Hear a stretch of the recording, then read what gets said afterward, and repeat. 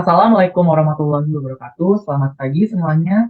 Yang terhormat kepada Bapak dosen pengampu kita, yaitu Bapak dosen Denny Saputra, SMM, yaitu dosen mata kuliah aplikasi komputer perdagangan. Di sini, di pagi yang cerah ini, saya, Krisna Satyo, akan membahas atau mempresentasikan komoditi biji tembaga dalam ruang lingkup ekspor dan impor. Sebelum saya mulai ke inti pembahasan, saya akan mengenalkan terlebih dahulu poin-poin yang saya akan bahas tentang pada pendahuluan, ekspor impor, alternatif pembayaran, dan perdagangan luar negeri, dan merupakan. Oke, ke pengertian komoditi. Gigi tembaga merupakan jenis logam yang sering ditemukan di wilayah Indonesia. Di dalam tabel unsur periodnya, tembaga termasuk golongan logam seperti perak dan emas. Dapat kita lihat dari seperti ini, unsur tembaga dilambangkan sebagai Cu yang memiliki nomor atom 29. Biji tembaga itu sendiri adalah kemerahan dan berbentuk seperti kristal. Kebanyakan tembaga ditemukan dalam sebuah bentuk senyawa seperti sulfida, karbonat sirika, hingga tembaga murni. Lalu dalam sejarah dalam tembaga. Tembaga telah digunakan nenek moyang kita yaitu ribuan tahun yang lalu. Pada zaman itu juga terdapat zaman tembaga di antara zaman Neolitikum dan zaman perunggu. Pada zaman dahulu, selain menggunakan batu, para nenek moyang juga menggunakan tembaga untuk peralatan dapur dan perhiasan. Contohnya seperti di zaman dinasti Cina, terdapat peninggalan yang terbuat dari tembaga, yaitu perhiasan dan alat dapur, dan juga pada zaman Mesir kuno, terdapat peninggalan botol berziarah yang terbuat dari tembaga. Tadi yang kita sudah ketahui bahwa tembaga memiliki warna kemerahan dan menjadi bentuk.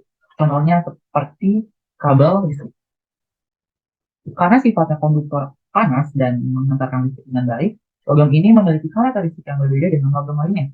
Contohnya seperti tahan lama, dapat didaur ulang, antibakteri, hingga anti karat.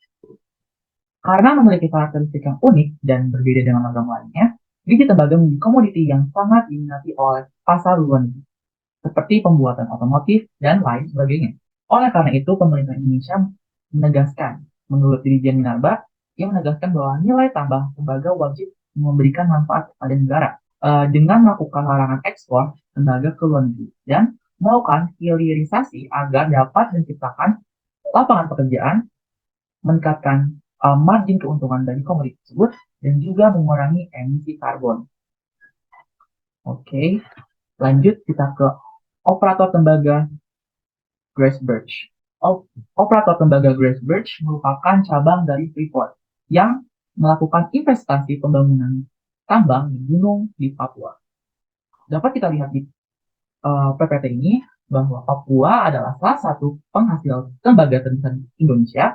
Bahkan tembaga Grace Birch menorehkan rekor sebagai tambang emas terbesar di dunia dan juga merupakan tambang tembaga ketiga terbesar di dunia.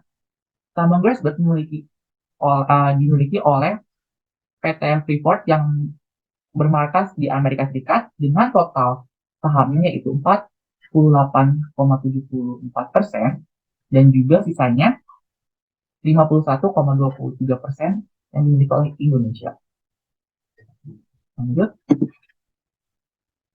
Selanjutnya ada sumbangsi terhadap ekspor dan impor. Dapat kita lihat di layar, ekspor impor barang tembaga di Indonesia itu meliputi tembaga, aluminium, dan nikel. Menurut Badan Pusat Statistika yaitu BPS, ketiga barang tersebut diekspor ke Cina dan Jepang dan juga negara lainnya. Lalu untuk yang impor, Indonesia mengimpor ke negara Cina dan juga Australia. Dapat kita lihat bahwa ekspor top of mining product in Indonesia pada tahun 2019 sampai 2021 secara keseluruhan terlihat bahwa produk tembaga yang paling banyak diekspor dari Indonesia adalah tembaga, khususnya pada tahun 2021 dengan nilai ekspor sebesar 3,5 miliar US dollar untuk di nikel dan konserat serta setara 5,38 miliar US dollar untuk barang tembaga dan lain sejenisnya. Selanjutnya untuk impor top of mining product in Indonesia pada 2019 sampai 2021 impor barang tembaga didominasi oleh impor barang aluminium dan tembaga dan sejenisnya, khususnya pada tahun 2001 dengan nilai impor barang tembaga sebesar 1,56 miliar US dollar dan barang aluminium 2,8 miliar US dollar. Oke, selanjutnya ada purpose of exporting and importing copper commodity atau tujuan ekspor impor komoditi biji tembaga. Itu yang pertama ada ekspor. Dalam ekspor bertujuan untuk meningkatkan pendapatan negara dan juga meningkatkan kemakmuran bangsa. Tapi tidak impor, dalam impor sendiri itu membutuhkan alat produksi dari luar negeri seperti mesin atau juga bahan baku. Jadi tembaga juga itu kita melakukan impor karena mungkin kekurangan dalam biji tembaga dalam negeri. Selanjutnya yang kedua adalah memerlukan bahan baku yang tadi saya sebutkan.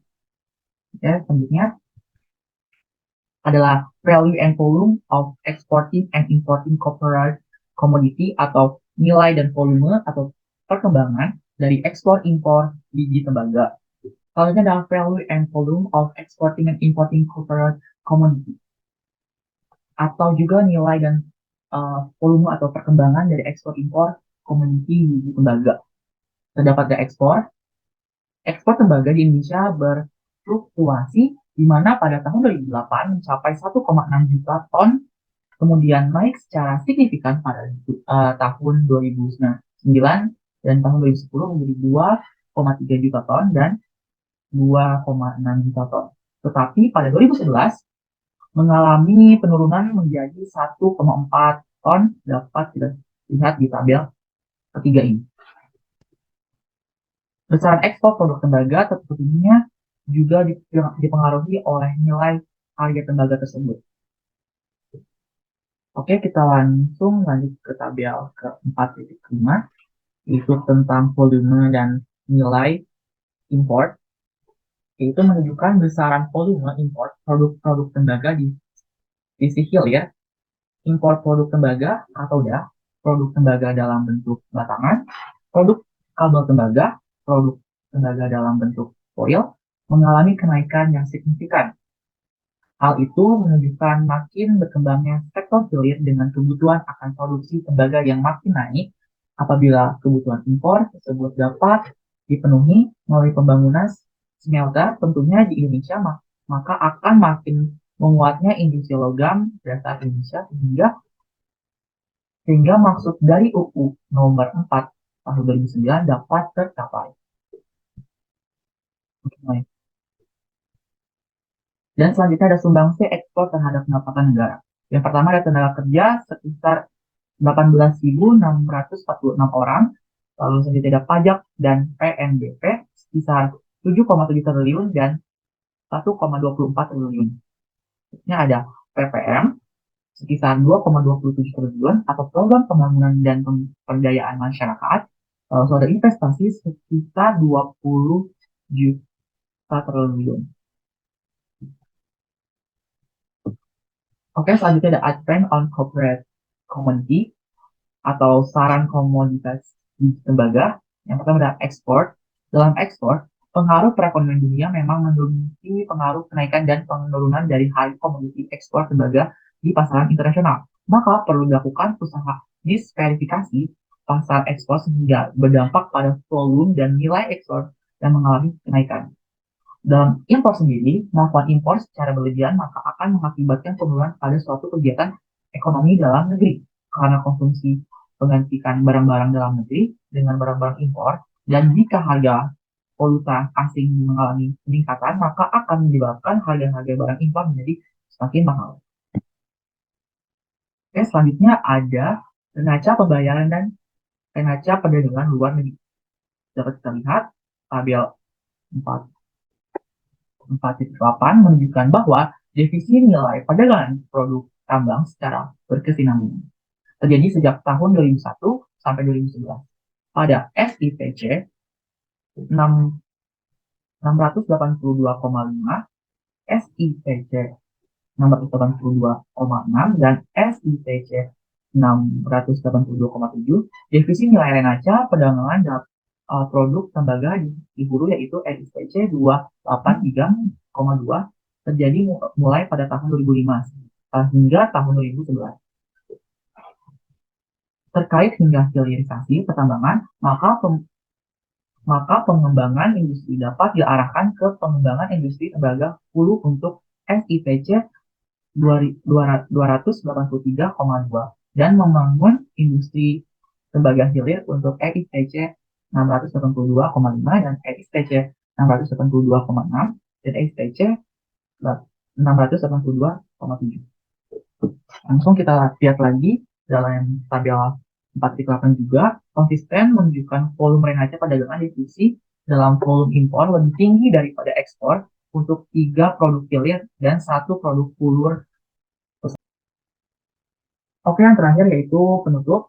Dalam kesimpulan pematerian ini dapat kita simpulkan bahwa komoditi yang saya sajikan ini sangatlah menjanjikan dan menguntungkan, tetapi juga dalam keberhasilan eksplorasi sumber daya tersebut mengandung resiko dan merugikan yang cukup tinggi. Maka dari itu, pemerintah melakukan pengendalian ekspor bahan mentah minerba. Tujuannya tersebut bukan hanya untuk mengendalikan ekspor dan bukan untuk mempersulit perdagangan, tetapi untuk memanfaatkan kekayaan mineral nasional untuk kemakmuran bangsa. Upaya ini tidak dapat ditunda karena kekayaan mineral akan habis dan tidak dapat diperbarui lagi. Seperti itu teman-teman. Ya, dari saya. Wassalamualaikum warahmatullahi wabarakatuh. Dadah.